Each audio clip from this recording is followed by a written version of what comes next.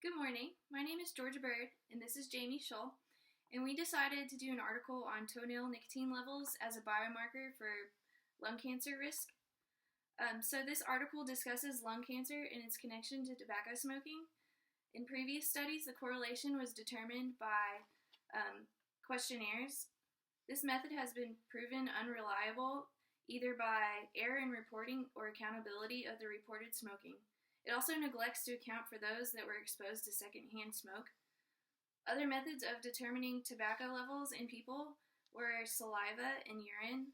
However, they are short-lived and are not accurate over long periods of time. So this study proposes the use of toenail clippings, which have biomarkers in them that can be used independently from reported smoking history. Therefore, it proposes that toenail clippings are a more accurate predictor of lung cancer. And the objective of this U.S. study was to assess the association of toenail nicotine level as a novel biomarker with lung cancer risk independent of reported smoking history. The researchers who performed this study wanted to discover a reliable biomarker for lung cancer related to nicotine use.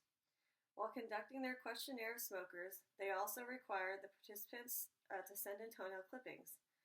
The clippings were used to measure nicotine levels as a biomarker for lung cancer. The hypothesis was, could toenail clippings be used as more reliable and accurate biomarker for lung cancer? So the connection between the exposure and the disease, we already know that lung cancer is a well-established consequence of smoking tobacco, and about 90% of lung cancer cases are attributed to smoking alone. The risk has been estimated by comparing active smokers with never smokers, exposure to secondhand tobacco smoke, which also is a well-established risk factor for lung cancer, among never smokers is often neglected when never smokers are used in the comparison group for active smokers. The major techniques that were used in this study was the researchers mailed a questionnaire inquiring about diet and medical history. Every 2 years, a follow-up questionnaire were mailed to the surviving participants about their lifestyle and anthropometric measures, which is their body measurements. The majority of the participants also mailed in toenail clippers as part of the research. To assess the association between toenail nicotine levels and lung cancer risk, only those men participating in the health professionals follow-up study who provided toenail samples in 1987 were included.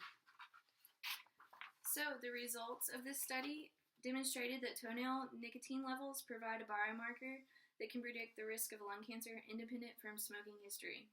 Similarly, it found that smoking history predicted lung cancer risk independent of toenail nicotine levels. The risk according to toenail nicotine level could be predicted for never past and current smokers, suggesting that previous studies that have determined the risk of lung cancer from tobacco use by using only reported smoking may have underestimated the actual effects of tobacco smoke. The reason that we chose this article initially was because the title grabbed our attention. After reading the article and becoming more involved with its findings, we decided to officially choose this article because it provided some helpful insight on how to more accurately predict lung cancer. So the article was very informative. However, we had a few problems with it. It was a little hard to read at times because it was cluttered. It didn't really define its terms early on at the beginning. But it was still interesting and stimulating because we were unaware that toenail clippings could have anything to do with determining nicotine exposure levels. So we found this article very helpful because it can be used to predict lung cancer risk in smokers and probably help to catch it earlier so that treatment can be started and cancer can be reduced. So many people today smoke in our society, and this could probably impact what public health officials can learn and then use in turn to educate the community. Thank you. Thank you.